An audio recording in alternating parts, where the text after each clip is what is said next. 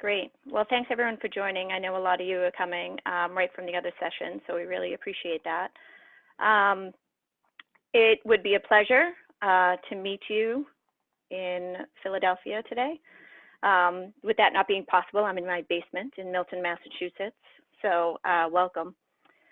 I want to thank the Philadelphia Association of CDCs for inviting us to share today. NeighborWorks has a long history in Pennsylvania with the Dorothy Richardson, who banded together with neighbors in the 1960s to save their declining Pittsburgh neighborhood from demolition. Ms. Richardson was the driving force behind the establishment of neighborhood housing services in Pittsburgh, the forerunner of today's NeighborWorks network. So I want to give you, as I'm doing some housekeeping here today, I'd like to invite everyone to put in the chat and share with everyone your name, organization, and location. It would be great to be able to feel like we're all in the same room together. So go ahead and put that in while I'm speaking and having a couple other housekeeping items before I dive into the presentation. So thank you. An overview of the session. We're going to run for about 40 minutes of presentation time with lots of time in between for questions, discussion, and peer sharing. We're really hoping that this can be as interactive as possible while over Zoom. Paul Singh will give NeighborWorks overview, some definitions to ground us in the discussion today, and then we will let the experts, Mark and Jake, speak to their experiences in communities. At the end, we've come up with a few discussion questions, so start thinking now about your own creative community development projects, your successes and challenges. So I would just like to give a little introduction to our panelists today.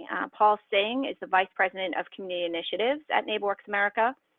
He oversees stable communities, community building and engagement, rural and healthy homes, and communities initiatives, and the work these teams to elevate and strengthen local practices through grant making, technical assistance, capacity building, peer-to-peer learning, demonstration projects, stakeholder convenings, and research. Prior to joining NeighborWorks in 2002, Paul was a program officer at LISC, and he got his start in community development in his hometown of St. Paul, Minnesota. And then we are joined by Mark Johnson. Thank you, Mark, for joining. He is currently the president of Art Inc. in Kentucky.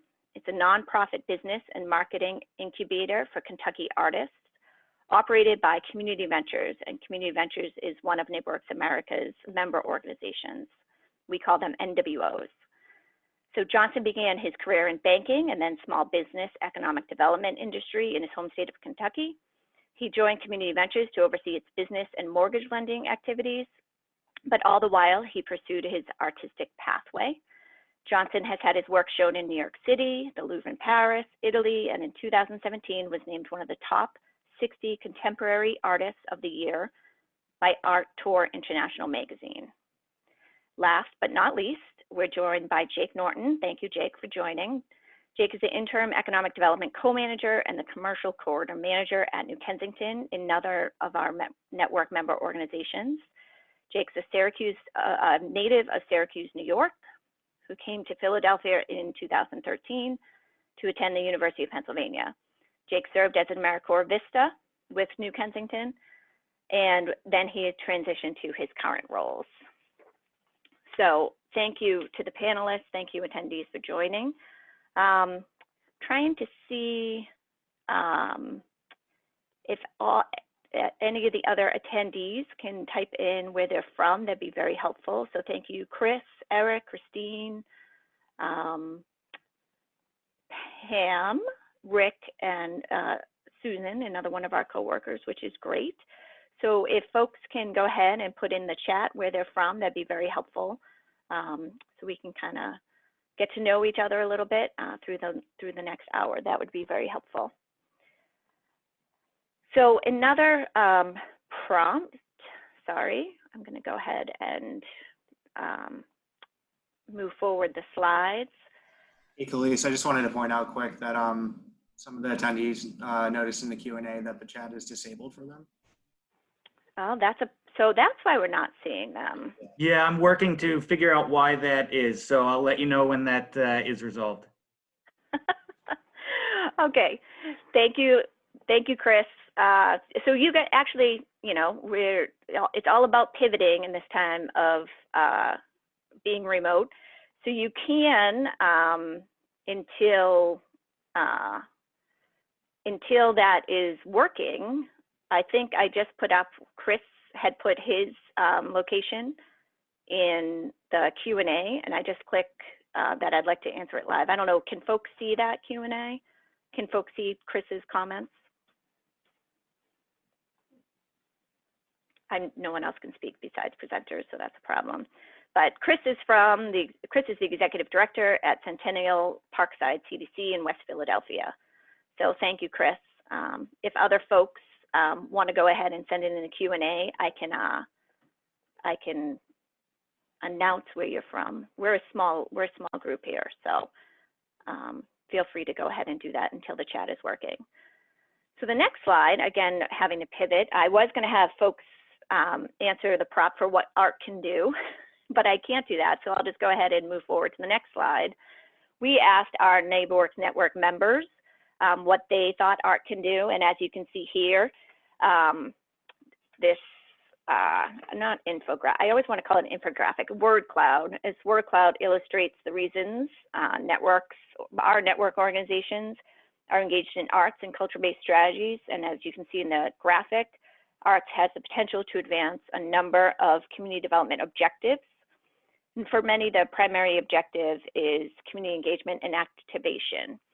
And I just would like to quote Eva Rosenberg at the Boston Foundation for why art is especially important during this time of pandemic and social unrest. Art has a unique ability to connect communities and inspire change, making investment in the field a critical component of work for social justice. So with that, and until we can get the chat function working, so just keep us updated on that. I'll go ahead and hand it over to Paul, who will speak to NeighborWorks America role and some definitions to help us ground us in the conversation today. Great. Thanks, Khalees, and thanks everyone for joining us this afternoon. It's really nice to connect with you all. As Khalees had mentioned, at NeighborWorks America, we support a network of about 250 community development and affordable housing organizations across the country, many of which are engaged in comprehensive community development efforts. And by that, we mean approaches that combine a focus on people, place, and systems in order to create thriving, inclusive environments that support the core needs of individuals and families. And as you can see on the graphic on the slide, a number of strategies can underlie these types of comprehensive approaches, including arts and culture. And so a few years ago, we led an intentional effort to really better understand this type of work underway across our network. You know, we have organizations in all 50 states, DC and Puerto Rico, and to understand how NeighborWorks America as a national intermediary could leverage some of our tools and resources to support this work as part of those comprehensive approaches. Next slide, please. So I think as Khalees summarized nicely, when we asked our network organizations, well, why are you engaged in these types of efforts? How does arts and culture help you to advance your mission and objectives? We heard a number of different responses, as you can see on the slide here. Arts and culture can help to connect people across difference. It can help with economic revitalization, create jobs and income, animate spaces, revitalize neighborhoods. It can lead to different ways of approaching problems. And again, the number one reason we heard when we asked network organizations why they're engaged in this work, it was around community building and engagement. Oftentimes organizations see this as an opportunity to amplify residents' voices to elevate issues and concerns that communities are facing, and particularly in communities where folks may be historically disenfranchised or marginalized, that arts can be a way of activating community in those types of places in particular.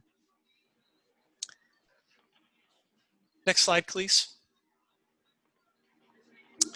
So we have come to describe this work as creative community development. And oftentimes I think this work is described as creative placemaking, and certainly we use that language as well. But when we asked our network organizations, again, sort of why they're undertaking these types of efforts, we heard that this can include both placemaking and placekeeping, creating and preserving communities with equitable opportunities. And so we think about this work as really residents, community development organization, artists, cultural bearers, and other partners using the power of arts, culture, and creativity to catalyze social, physical, and economic transformation. And again, I think that's reflected in some of the goals we were describing earlier. I'm getting a little background noise. I might ask my fellow panelists if you're able to mute yourselves, that'd be appreciated. Thank you.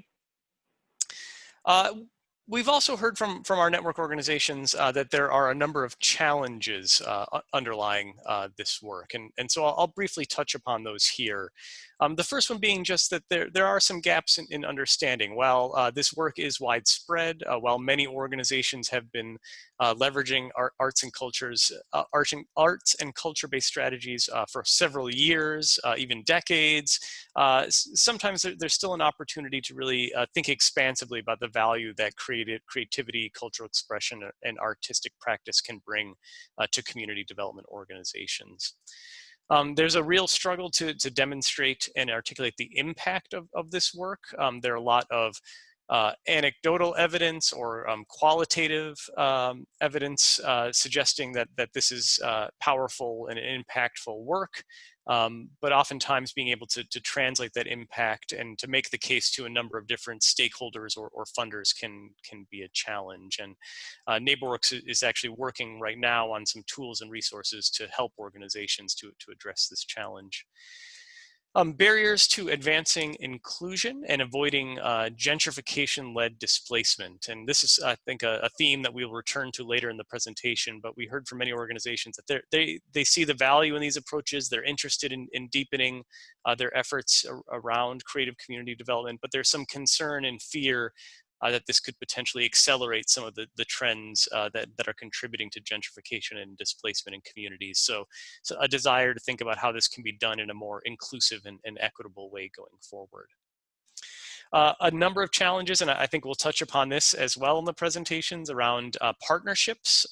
Community developers and artists approach problems differently. They have different language and frameworks, different ways of seeing the world, and sometimes it can be a challenge to identify those partners, but once you have identified them, to really develop meaningful and lasting partnerships.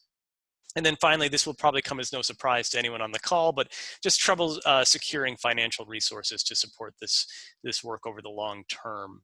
I think this challenge is related to the second one around demonstrating and articulating impact. One thing that we have heard is that if we could better equip organizations to demonstrate impact, that would really help with the funding challenge and making the case as well. So I think I will stop there. I'm happy to dig deeper into any of these areas when we get into the discussion, but hopefully that provides a little bit of framing and orientation, and provides a launching point for our next presentations. Thanks, Khalees. Great, thanks, Paul. That was very helpful to help ground us, and as we move through the discussion, creative community development is something I am interested with. Let's just see, I'm going to launch a poll right now. Let's see if this works. So the question is, are you engaged in creative community development work, as Paul just defined it? So go ahead and take a minute. I'm going to go ahead and give a little overview of the peer learning cohort that NeighborWorks America launched in 2019 that both Jake and Mark were part of. So this learning community, it had 5 member organizations. You can see their names here up on the screen. And the goal was to refine and better understand practices, contexts, and trends in how creative community development can be used to address gentrification. So the learning community had the 5 NWOs that you see here: Balsi in Oakland, NeighborWorks Salt Lake, Hudson River Housing in Poughkeepsie, New York, New Kensington, and Community Ventures that Jake and Mark are part of. And then they had an artist partner, and they worked together over the course of a year and a half. There was a one-person meeting in the beginning of the cohort, as well as then throughout the project, there were 90-minute peer learning calls. Both the participant artist and the staff member from the NWO participated in all of these. The calls were to facilitate peer learning. So they shared models, resources, tools, learnings together. They actively participated in and contributed to all of the activities that were done. So through the course of this time, these are the lessons that we learned. The cohort has officially wrapped up, and we are right now creating a couple profiles of lessons that were learned. These are three highlights from the peer learning cohort. So the first one, strong partnerships with resident voice are key for successful outcomes. In many cases, partnerships benefited not only for the specific project that they themselves chose, but then those partnerships continued into other projects. Connections with artists and artist organizations are two-sided. I think many of you probably already know that, as far as not only can artists create pieces of work, but they can also have valuable input on what's needed in communities and how their art might be a vehicle for change. The second lesson is about gentrification. It doesn't mean the same in all places that we learned in the peer learning cohort. Placekeeping seems to be the term most of our peer groups were comfortable using. While Salt Lake was not dealing with any form of gentrification in their neighborhood to date, but as we know, things change quickly, and this was the case in Hudson River Housing. At the beginning of the project, they would not have said, they did not say that they were dealing with any form of gentrification, but as they experienced in the pandemic, with the influx of people from New York City, rents are now skyrocketing, and residents are struggling to stay in their homes. All groups emphasizing the importance of letting residents define their neighborhood, for the residents themselves to tell their story, and for the residents themselves to define their shared history and how they want that remembered. Then the last lesson that I'll highlight here quickly is being nimble is key, especially in the time of pandemic and social unrest. So even before the pandemic, our groups were flexible. One of them had to change their artist partners, and then another one had thought that they had a partner sponsor, but then they had to go out and find some new ones. When COVID hit and the projects were mainly in person, they had to pivot or wait. So Hudson River ended up creating thousands of masks in their creative space that they have. Salt Lake had to put everything on hold because their partner that was in a coffee house had to be out of business. They're hoping that they're opening up on Monday, which is very exciting. And then Balsi went fully virtual with their block party, which meant a Facebook Live event and lots of recording and lots of coordination, but it is something that will live on. So these organizations really showed strength in being able to pivot and the importance of still involving the community, especially during these times. So I would like to hand it over to Mark, and then we will hear from Jake to talk about the other two organizations that were involved in this peer learning cohort. So Mark, welcome, and thank you for being here. Thank you, Kalisa. We appreciate this opportunity, and our thanks also to PACDC and also to Paul. So thank you all for the invitation and the opportunity to be here. As you all have heard, my name is Mark Johnson. I'm president of Art Inc. Kentucky. I thought a good way to get started would be to kind of give an overview of Art Inc. and our host organization, which is Community Ventures. It's kind of it's a little bit, as far as how we're structured, it can be a little confusing. So I thought we would start by kind of giving you an overview of kind of how we fit into Community Ventures, and then we'll kind of get into the project that we participate in the cohort in. Community Ventures is a 38-year-old community and economic development organization. They provide microloans. They're a 504 business lender, housing, a number of different programs. There's 9 different subsidiaries under Community Ventures. Art Inc. is one of those subsidiaries with a specific mission, as you heard before, to work with Kentucky artists and help them from an economic development perspective, sell their artwork. We bring education to them, and then we also help them with marketing and promotion. We're about 3 years old. We're starting on our this is our 3rd year of operations, and it started really given my own background in the arts and some of the lessons that I learned and some of the difficulty that I had. But what we wanted to do was take those lessons learned and kind of help Kentucky artists bring their products to market faster and generate income. So we started with a survey. We didn't want to duplicate things that were already being done out there in the market. So we asked about 50 different Kentucky artists at random, what can we do to really provide an impact to Kentucky artists? And basically those surveys came down into 4 different categories. There was education, help them become better business people. There was a need for selling opportunities. As a matter of fact, every single survey that we got back, they all wanted some form of assistance in terms of selling their artwork. Then there was a need for affordable studio space, specifically in our urban settings, Lexington and Louisville specifically. And then there was also the need for marketing assistance, helping them build websites, social media posts, and things of that nature. So based on those surveys, we kind of came up with several different concepts or several different subsidiaries of Art Inc. And I'll mention each one of those very briefly.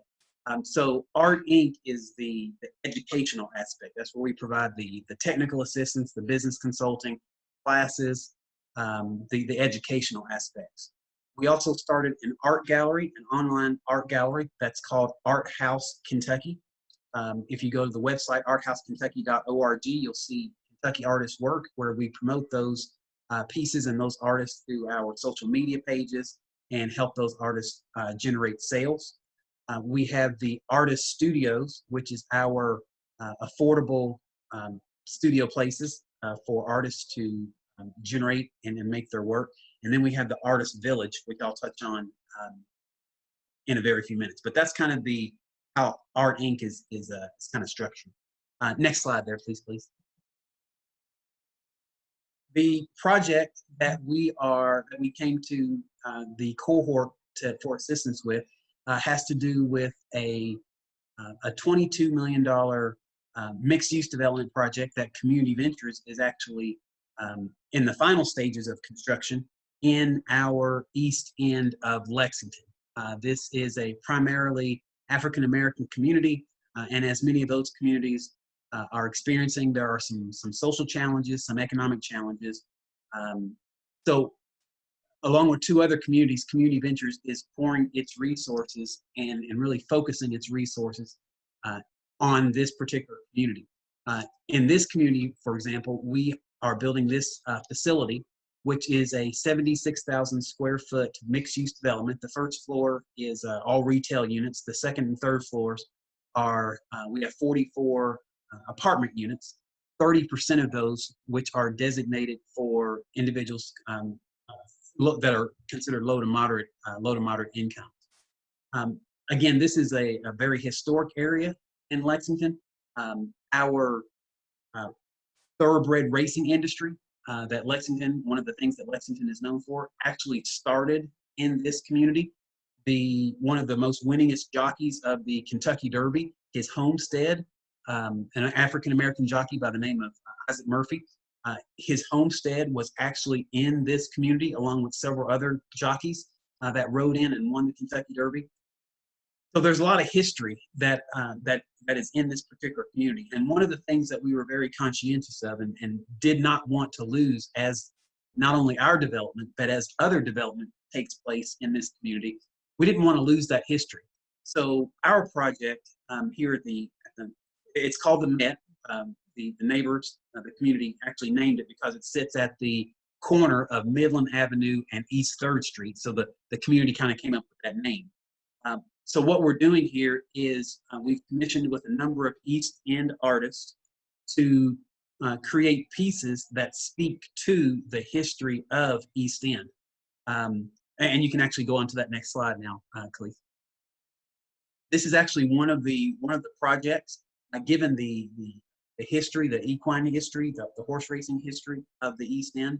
We've engaged with one of our artists to create this mural, which not only speaks to the history of the East End, but also works from a very operational perspective, leading everyone to the parking lot, which is behind our building. So it's a very functional piece of artwork, but it also speaks to our history as well.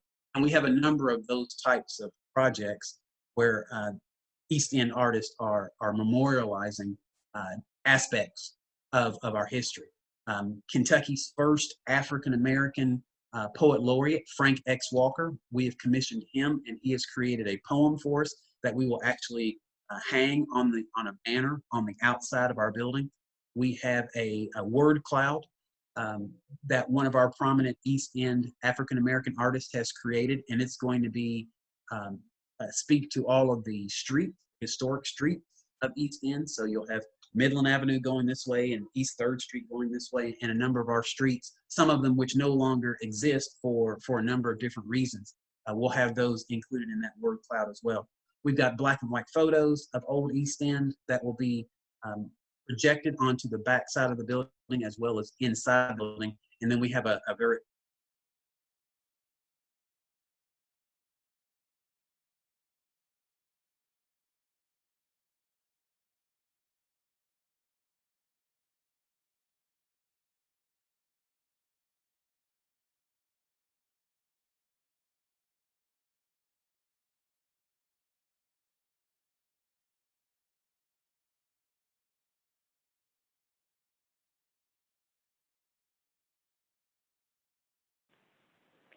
This is Khalees. Did we lose Mark, or is that just me? It's also frozen for me. Okay. Just give it a second to. Oh, yep, he just dropped off. So I'm assuming he's gonna, so let's just give him a second to go back in, which is great. So this will give me an opportunity. I will fill some time here. I'm gonna launch a second poll. I know Mark has a couple more slides to share with the other pieces of the work that Community Ventures is doing down there, which is great. So I'm going to go ahead and launch the second poll. So a lot of you are engaged in community development work. So I am launching a second poll right now. So this asks, what types of creative community development projects are you engaged in? So incorporating art design elements into new or renovating housing, which Mark is a good example here. This is on the parking garage outside of the Met. Develop a cultural plan. You can choose more than one here too. Provide training. Incorporate art designs into public space. Provide opportunities for community members to collaborate, or engage residents virtually while using creative techniques. So take a second. I'll leave this up for a minute while we hopefully get Mark back on the line. If not, Jake, I might ask you to jump in a little early because I don't want to speak for Mark. I know about his other projects, but he describes it so much better than I can.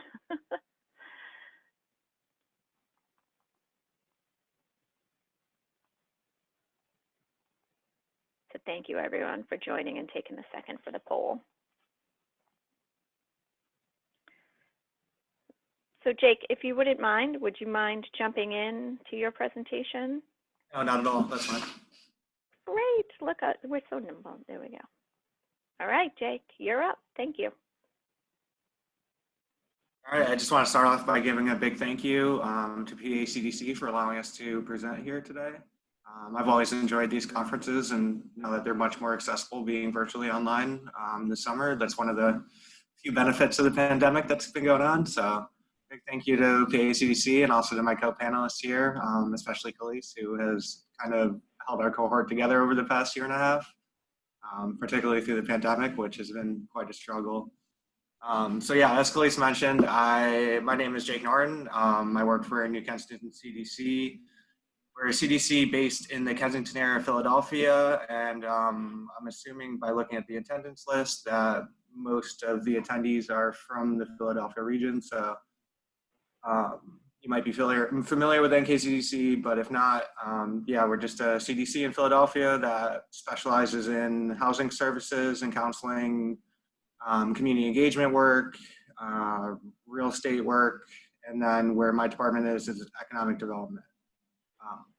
So I've been here for about 2 years, and my current role is somewhat of a combination between an interim manager and my usual role as a commercial corridor manager. So I have a little bit different background than most of the other organizations that were part of this cohort. Since most of my business or most of my role at NKCC involves around helping small businesses along our major commercial corridor areas, it kind of took a different spin on this project than the other organizations that were part of the cohort. So the partner that we decided to work with for this project, for this cohort, was Portside Arts Center. They're an arts-based organization in the Port Richmond section of Philadelphia. And if you're not familiar with the area, Port Richmond, Kensington, and Fishtown are all very close to each other, and KCDC service area kind of covers all three of the neighborhoods. So we're a little bit widespread, but yeah, Portside Arts Center is on Lehigh Avenue, has been around for a long time, has moved buildings, and in the past maybe 5 or 6 years, NKCDC hasn't worked too much with them on various projects, which is kind of a change from in the past. About like a decade ago, we would constantly be working with them on various projects. So that was one of the reasons why I kind of had invited them to join me on this project, was to kind of revigorate that partnership and hopefully extend on that. You can go to the next slide, please. Sorry, I put in a bunch of random slides on this. Yeah, so as I had mentioned, I kind of had a different take on the project than my cohort peers in the project, coming from the corridor management role. So when I saw this opportunity for the cohort, I immediately thought of a way to try to connect the business community to kind of just the community in general. There always seems to be some sort of bridge in there. Obviously, we have great businesses that are involved with the community work, but we really wanted to enhance that and highlight that. And then after deciding that we would be working with Portside Arts Center, it just kind of came naturally that we would have a focus on the local youth as well. Because one of Portside's biggest strengths is hosting kind of after school type camps and classes for local youth in the area, as well as summer camps for them as well. So they really have a big focus on youth as well. So it's kind of a natural flow to there to focus on that intersection between the business community and local youth.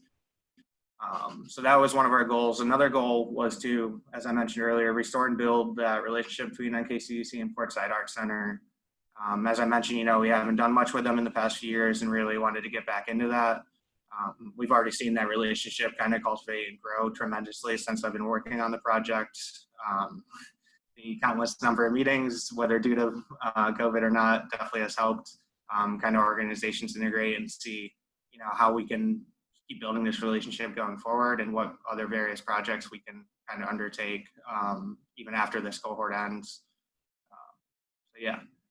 Our third goal of the project was to stabilize economic activity in the area through creative placemaking. Again, a little bit different take on the project than the other my other peers in the cohort. Mostly, I just wanted to find some creative ways to help out businesses, one, and also to connect them with the youth. And all this kind of adds up to stabilizing the economic activity by addressing kind of those gentrification and displacement issues that arise with new money coming in and new people moving in. Some of the longstanding businesses might be a threat, whether they haven't adapted to newer business practices or to a newer market. Helping them stay connected with the local community, especially the youth, we felt was key and something like cool that we could do. I'm sorry, Khalees, we can go on to the next slide. Yep. So for the initial project, yeah, this was kind of a mess at the start when we decided to undertake this project. We really didn't have too much of an idea of what we wanted to do, both for myself and the arts partner. And I'll be honest here, I don't have much of an arts background whatsoever, so I was heavily reliant on my arts partner to kind of come up with the ideas and stuff. And you know, as I mentioned, with the lack of arts background, the first thing you kind of think of when you hear creative placemaking or anything like that is murals, right? That's always the go-to. You always see them everywhere. So that was the first thing that popped in my head. Maybe it was ignorance on my part, but I thought we would just go ahead, you know, paint, design and paint 4 murals on 4 different businesses in our area, which would be designed by a class of children at Portside's after-school camp. Our after-school class. I believe the classes that we ended up working with were kids that were age about 8 to 11, so quite young. So obviously this came with some issues because we didn't really take all that much time to think it through. And looking back on it, you know, it's a great lesson learned on how you should really get started on the project. One of the biggest issues is kind of lack of interest. To have these murals put on buildings, especially for the businesses. And that also leads into the second issue was the time intensity, both on my organization, on myself, on our arts partner, and as well as the small business owners that we wanted to partner with. It's always tough to kind of undertake these projects with business owners because you have to balance the thought that, yes, they definitely wanted to take part in some of these projects, but at the same time, a lot of these are very small businesses where the store owner is in there working 12-hour days and doesn't have much time to really set aside to work on a project like this with us. And that leads into our third issue, which Paul had mentioned earlier on, was kind of the questionable impact. You know, like how do we really articulate like the impact that this will have, and does it really reach the goals that we outlined, that I outlined previously? So that was a big one that kind of led us to rethink our project. You know, we had, after probably a few months of kind of just spitting around ideas and figuring out, we finally landed on a few things based on kind of the issues that came up. So our pre-COVID project is kind of how I built it up, just because we had to pivot a little bit. But what we ended up deciding on, I'll start with the first project, which is to be mini murals placed inside the Port Richmond Savings Bank. So last summer, I don't know, time's a weird thing nowadays, but the Port Richmond Savings Bank was celebrating its 100th anniversary in Port Richmond, which is awesome. You know, they're hosting big celebrations and everything like that, and we thought it'd be cool to partner with them. I have a good working relationship with them from my corridor manager role. So we wanted to see what we could do. Again, this kind of adapted from the general idea of just placing murals outside the building. They're actually undergoing a storefront renovation, so that was impossible. But what we landed on was creating mini murals that would be placed inside the bank's lobby. These murals were designed by the students at Portside Art Center. And it was actually really cute and really cool because they were actually designing $100 bills in commemoration of their 100th year anniversary, and kind of their take on what, you know, the local neighborhood means to them and whatever banking means to them. So it was a really cool thing. In addition to that too, we kind of wanted to have another aspect with all these projects was, you know, going back to that cornerstone of connecting local youth to the business community. So what we decided to do with Port Richmond Savings Bank was to have the cohort of children that designed the murals actually go visit the bank and meet with one of their loan representatives who was awesome, great with children, and met with them, sat them down, you know, kind of in one of their boardrooms, and just talked about, you know, the life of banking and kind of every ins and outs of, you know, commercial banking and whatnot in an accessible manner, which was great and awesome to see. The kids learned a lot. They got to tour a vault, you know, got to see the money counters and all that kind of stuff. So it was really cool helping the kids connect to, you know, a local bank that's been here for over 100 years. So it was awesome to see. Well, I have pictures at the end, so I won't spend too much time on that. The pictures definitely do more justice than my words. Our second project that we decided on, which was kind of going to be, you know, the largest project that we undertook, was an art exhibition titled Philly Proud. So our idea here was to work with about 4 or 5 local schools, local elementary schools, to do kind of an art exhibition, where we would send kind of, classrooms of teachers, postcard type artwork, to be filled out by kids in their classes that would be returned to us, and then we would display it in a business for a month. And obviously, with COVID, this is all supposed to happen right before COVID, so I'll cover the pivot in the next slide. But the business that we actually ended up wanting to do the exhibition at and had the dates booked out for the month of April as well as the month of May was the Kensington Community Food Co-op, which is a newer food co-op that's opened up in the past few years in the Kensington area of Philadelphia. So it kind of worked, and great, and kind of worked in all aspects where we were working with local kids, working with a community-focused business, and also helping them to connect it, and as well as displaying an art exhibition for elementary age kids was definitely something that we both my arts partner and I wanted to do. So we ended up getting, I think, about 60 to 80 art pieces submitted before COVID happened, which is awesome. Obviously that all changes, but I will cover that next slide. So I'll move on to our third project, which is branding of trash and recycling receptacle lids placed along Kensington Avenue. So part of a corridor enhancement grant that NKCDC received a few years ago was to kind of beautify the 2400 and the 2500 block of Kensington Avenue. And one of our simple ways of doing this was to literally place trash and recycling cans out there that we would service through our sidewalk cleaning program.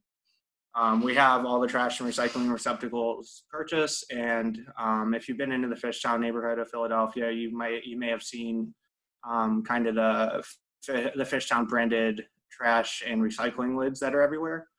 So that's kind of what we were going for here, but we really wanted to design the lids in a way that would be representative of the business owners on those blocks.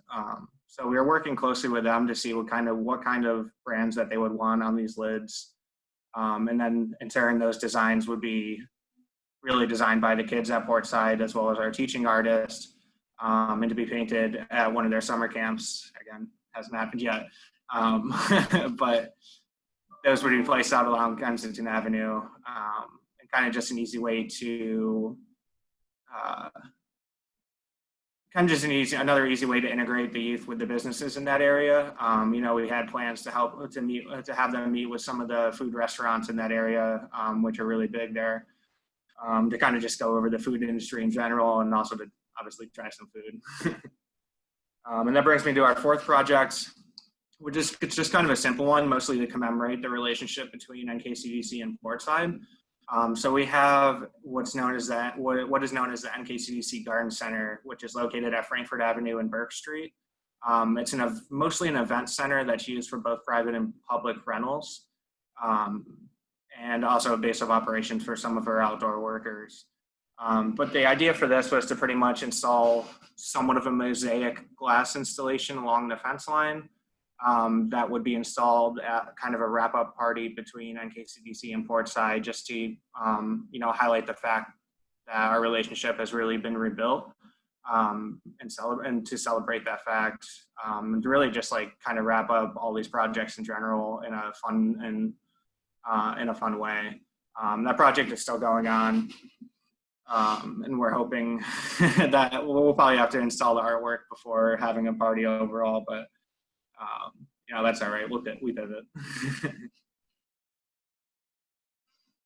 So that leads me into our COVID pivot. So 3 of the 4 projects are still really intact, but delayed with some changes. I mentioned kind of the mini murals that they were supposed to be painted by the community at an event called Dingus Day in Port Richmond. It's a very traditional Eastern European holiday. That's the Monday after Easter, I believe. But it's a big celebration in Port Richmond where hundreds of locals come out, and we're going to have the kids from Portside there kind of help facilitate a paint by numbers type activity on the mural cloth that would be placed inside the Port Richmond Savings Bank. Unfortunately, COVID hit right before that happened. So we had to change that, and kind of just have the kids that have been cycling in and out of Boardside over the past few months actually paint the murals that will be placed inside the bank. So that one will be fully completed. The other two projects that are still intact are the trash can lids with just some delays on it, but we'll get those out as soon as possible. As well as our fourth project, which was the glass installation. Again, no party, kind of ruins the fun of it, but it's all right. It'll still look beautiful and still be placed along a major commercial area. So the big pivot in the projects that we had was the Philly Proud Art Exhibition. Obviously, with having an art exhibition planned in April and May, we couldn't go ahead and move forward with that, especially seeing how it'd be families and senior citizens in attendance. So we canceled those ones pretty early on as soon as COVID started hitting. So we canceled the exhibitions, but we did already have the artwork collected from most of the schools, which is great. Because obviously everybody knows how the Philly school system shut down around COVID. And then there were currently no plans to go back in person. So if we didn't collect that artwork, this project would be very hard to complete. But that is fortunate that we've gotten about 60 art pieces now, kind of just waiting to fulfill this project. So our big pivot was kind of just after the initial shock of having to cancel everything after months and months of work and already pivoting a few different times throughout this project was, what do we do now?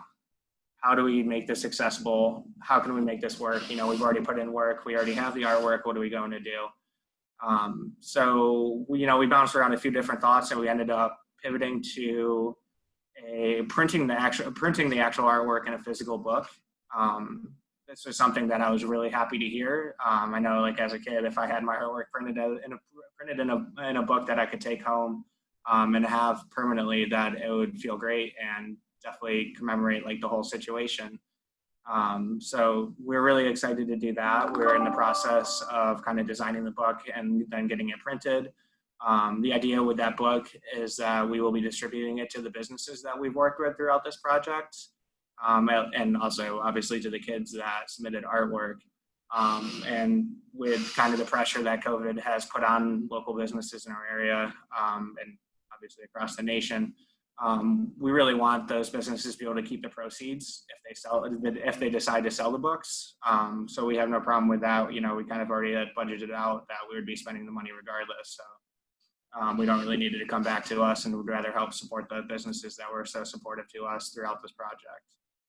In addition to that, we're going to be displaying all the artwork virtually on a website that hopefully will go up later this week, actually. We wanted to have it done before this conference, unfortunately.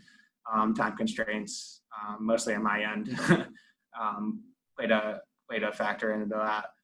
But yeah, we'll have all the artwork displayed online where we can direct the children who submitted the artwork to go to that, to check it out, as well as use it as kind of a selling point for Portside. A lot of our art organizations have seen troublesome times from the pandemic, so we really want them to kind of use that as a selling point, whether it's for fundraising or whether it's for a program promotion. So that brings me on to lessons learned. And before I get into this, I just want to say, if you have any questions about any of the projects that are underway, or I've had to pivot. I know there's been some stuff in the chat, but feel free to reach out to me after this as well. I think our contact information is at the end of the presentation. So any questions about the projects, feel free to shoot an email my way. That brings me to kind of the lessons learned from this cohort. This is kind of my first time doing, really participating in a creative community development project. So there's a lot of lessons learned, and we've really been discussing them over the past few months as we kind of try to wrap up the cohort and kind of get the takeaways from it.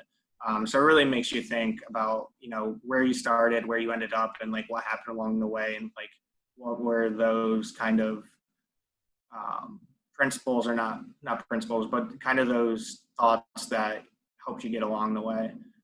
The first one, and probably the most prominent one, is to utilize existing projects or ongoing work to reduce your capacity constraints and avoid reinventing the wheel. So as I mentioned, I had no idea what we were going to do when we start this project, and we kind of just tossing around all these ideas.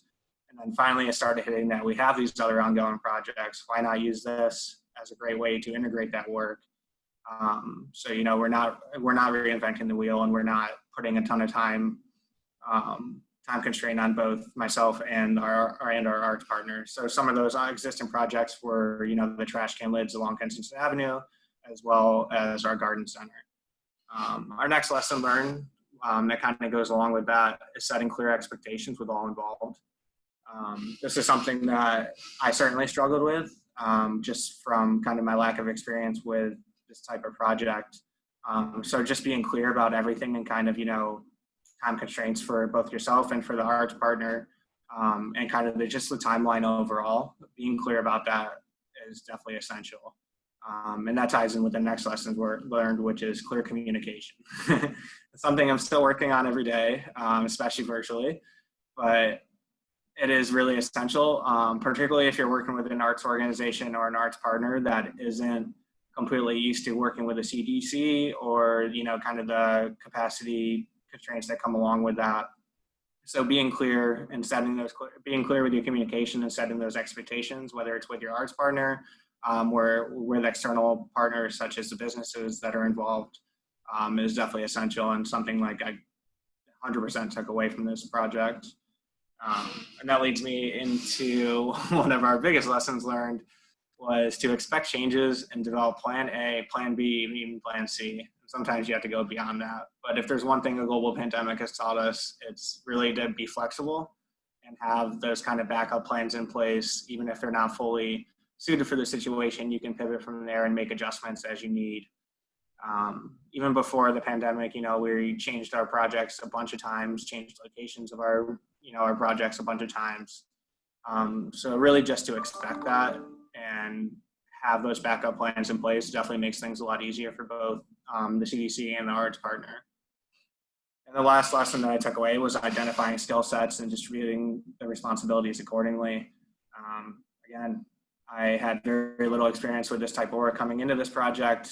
And after a few months, it really set in that, okay, I need to figure out how I can be most effective in this project. So, you know, that means distributing a lot of the kind of creation ideas to my arts partner, who gets a lot of that feedback from the kids that we were working with at Boardside Arts Center.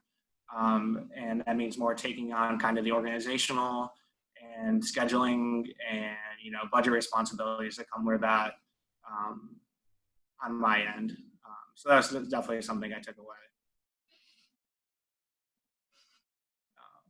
Yeah, so now after all the lessons learned, we have a few pictures of kind of the projects that we were able to do in person before the pandemic happened. As I mentioned, you know, we were placing the mini murals inside the Port Richmond Savings Bank. So there's a few pictures of them. Also the kids in the vault, which is awesome. You know, they had a really good time there. You can see in the bottom right, you can see in the bottom right here, kind of like what the $100 bill in commemoration of their 100th year anniversary looked like. And there's going to be a bunch of those placed inside their building. So it's really exciting work. And obviously, you know, we took a lot of dents on the way from various external factors, particularly a global pandemic. But we're pretty confident that it's going to end up, you know, making an actual impact. At the very least, we were able to connect a cohort of children with some local businesses, and they really got some great takeaways with that. So at the end of the day, that's all you can really ask for. And that about wraps up my presentation, and I don't want to take up too much time because I know everyone's probably been on Zoom for a while now. So again, feel free to reach out to me with any questions. Sorry, go ahead, please. Yeah, thanks, Jake. Thanks, Jake. That's great. I would just say, like you said, amazing pivoting by New Kensington. I think if the philanthropy world that we learned in the first session gave more than, or invested more than, had to invest more than their 5% of their operating, that a lot more budget could have gone a long way, but you really did amazing things with what you had.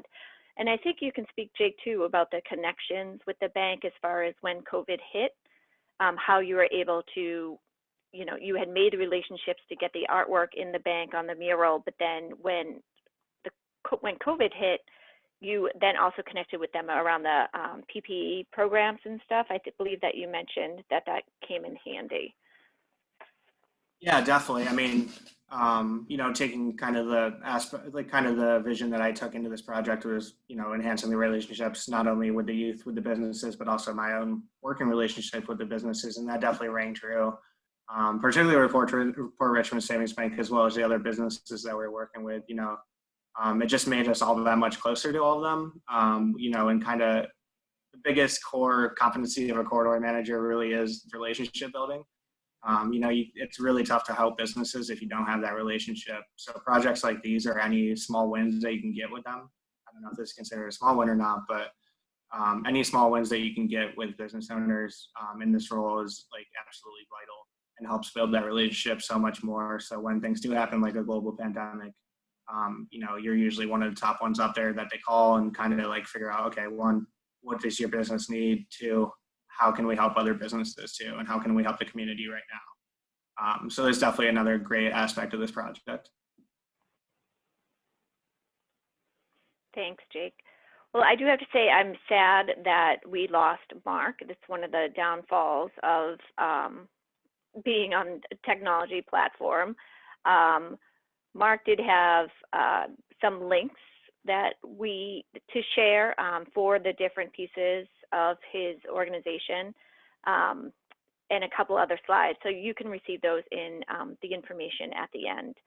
I would say, I think I'd like to open up for questions. Garrett, I don't know if folks have questions or want to talk about their work in creative community development. That would be great. I had some discussion questions, but we're such a small group. I don't want to, have prompts that aren't applicable to folks. So Chris or Rick, or I don't know who's the PACDC. That's Suzanne Cheater. Okay, so I actually can do it. I just allowed the three of you to speak. So if you have any questions or comments for the panelists, would be happy to entertain them. Hi, this is Chris Spar at the Centennial Parkside CDC. Can everybody hear me? Yes, thank you. Great, yeah. Thank you so much for hosting this. This is great. It was really, really timely because we've been doing some art-related community development, ever since I hired a program manager 2 years ago, and she's an artist and just has really creative ideas. But we're also trying to think about creating sort of an arts space in our community. And we're looking at, space is always, I think, a difficult thing to find, especially for creative space, because of the cost affiliated with it, finding a space that's large enough.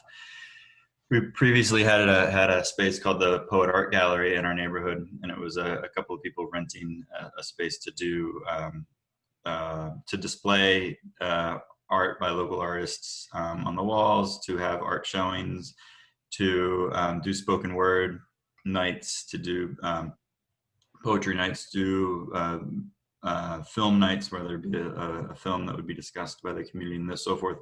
They lost that space and now they've moved to another space, not in our neighborhood. So that's been a challenge. So we've been trying to think of our own space. Over the years, my program manager, I'm not going to do it justice because she's not on this call, unfortunately, but she has really engaged our youth around creative efforts, and she's done that through trying to promote ideas of like art in the park. We're right on Fairmount Park, which is amazing to have that sort of outdoor space. So we do the West Park Arts Fest every year with the West Park Cultural Center, which is a huge opportunity for artists to come out and display their work. There's a lot of live music and so forth. So we participate in that using park space. And then when we shifted into COVID times, my program manager has been running programs for our youth around writing and spoken word and that sort of creative expression through Zoom. And we've just started that. Actually, we're, I think, 2 weeks in, and it's been going really well. But we also want to, when we're not in COVID times, want to be able to create a space where we can do both display local art, create an opportunity for the community to meet in sort of a creative space, as well as do sorts of performance art activities And so, we're having discussions with a property owner in the neighborhood who owns about 2,500 square feet of formerly warehouse / office space that there's a muralist that's looking to do sort of an indoor mural space in there and then we could also use it as kind of a creative space, a community meeting space, that sort of thing, and a space for our youth to really express themselves, because there's a lot of youth creativity in the neighborhood. But I think that's one of our biggest challenges, is finding the space to be able to do these sorts of activities, and to bring the community together around art, although we are fortunate to have the park. So that's just kind of what we're doing. But everything I heard today was really useful in terms of helping us think about how to integrate it into the built environment, and into community development work as it is, because we really feel like creating a neighborhood that can express the values of the existing population, as we develop the neighborhood, and as it potentially changes, we hope that it will change in a way that also captures the creative expression of the community as it's existed for a long time, and then hopefully allow community members to feel that it's their space. I think that's an important part of bringing art to community development. So I talked for a little while there. I apologize. I just wanted to get it all out there for you all to hear kind of what we're trying to do. And, we're in very initial efforts compared to what, was presented today, but we're really trying to think along the same lines of what was presented today. So, yeah. Yeah, I mean, the themes that I heard there are definitely, like you said, the same as far as getting community input and having the partnerships, being able to engage the youth, and the long lasting, you can get a space for a month, but then who's gonna hold that space, and who's gonna manage it, and how are you gonna do it? So it's really important to get, I think you spoke to it, as far as the community buy-in and ownership. So good luck with that. That sounds great. Jake, is that near any of your efforts? So yeah, it's a little bit different area of Philly, but I did want to mention, thank you for sharing, Chris. And one thing I, kind of picked up on when you were speaking was, definitely that challenge of finding space, like constantly, is a big struggle for artists, especially if you want to display a lot of local artwork that isn't, in a gallery or, those type of things. So an interesting thing that actually came out of COVID, actually developed out of a local printer called Fireball Printing here in, the Kensington area of Philadelphia. They had this idea. They realized, one, that everything was mostly shut down, and two, so many more people are out and walking the neighborhood now, most likely because they had nothing else to do. So their idea was really to reach out to a bunch of other local businesses to display local artwork in their windows as people walked around the neighborhood, to create kind of like a neighborhood, really kind of like a neighborhood walk where they got to see local artists' pieces. And sometimes maybe these local artists aren't too formal of artists or anything like that, or really have their art displayed too often. So it was a good opportunity for them to do so. And we kind of had helped them reach out to a few businesses to be able to do that. But it was really cool, and I know a lot of the community has enjoyed that. So it's just kind of one of those creative ways to think about, you're having trouble kind of finding those permanent spaces, to find those creative solutions around that. And if you have any questions about that, I'd be happy to connect you with the person that kind of organized it. Yeah, I really appreciate that. I think that's a great idea. And I think, we've had kind of some discussions around that, but also, we are a neighborhood that experiences a lot of blight and abandonment. So we have a lot of vacant buildings. And so, one of the ideas was, can we just, somehow take over one of these vacant storefronts and just create like a temporary artist, display art there, or, because you go down our business corridor, it's just like, five boarded up buildings, then one open corner store, then, 3 boarded up, but, it's just we don't have that, and so how do we, I think part of art is also bringing attention to the potential for commercial activity. And so, by using art to beautify storefronts in a struggling commercial corridor, it could really maybe have an economic impact as well. So I love that idea, Jake. That's funny, Chris, when you were speaking, that is exactly what Dwelling Place in Grand Rapids, Michigan is doing. They have abandoned properties on a main corridor. They got permission to take those over, and because of COVID, they're not actually having anyone inside. They're going to have a event that people can walk up and down the block, see all the artwork. There'll be information on how to purchase it, you know, who the artists are. And then at the end, they're partnering with a local restaurant to do takeout, and they're going to have a bunch of outside picnic tables there. So they're all great projects. Obviously, you know, the level of effort is sometimes quite high, but so good luck with that. That's great. So I don't want to take up too much time unless there's other questions or issues. I would just present the resources that NeighborWorks America has. We do have a course, NR 190 it's called, Leveraging Arts and Culture for Affordable Housing and Equitable Community Development. And then there's 2 more courses that are coming, one on evaluation of creative community development projects, and the other on another, which will be an advanced class on creative community development. And if you take all 3, you can earn a certificate at the end. So as you may know, we have national training institutes that are now virtual. We just held our first one last month, which was very exciting. We'll be announcing the next one, but these courses are available to anyone to take. And then a couple other additional resources, the website here, you can see we have a report that Paul actually had managed to get out, and then we have, I believe it's 6 different case studies of NWOs and their work. I do believe Dwelling Place is one of them, but you know, short, you know, I think they're like 5-6 pages of different case studies from across the country all on creative community development. This is our contact information, and I believe we'll be able to send this out after PACDC. I believe we'll be sending this out after. But I really just want to I would just thank add, Jake and Mark and Paul. absolutely. And if and for Khalees and Jake, we'll follow up with Paul and Mark as well. But if you haven't sent me your slide presentations, if you could, so that we can get them up to send out to folks, that would be great. Great. Yes, I will definitely do that after. So thank you for the folks that joined. Again, I'm sad that Mark was not able to fully go through his presentation, but we will have it. His slides are in there. It talks about the different projects. The links to the website, if you want to buy this bracelet, is one of the pieces of art that are sold on his Art Kentucky. So they have some really great stuff to support some local artists down there in Kentucky too. So thank you, PACDC. Thank you, Garrett, for having us. Thank you. Thank you so much for hosting this and for doing such an excellent job as a moderator. This will conclude the workshop, and we'll stop recording, but you will be able to find a recording of this workshop with other materials as soon as we get them collected and sent out. So thank everyone so much for coming, and thank you to all the panelists. Great. Thank you, everybody.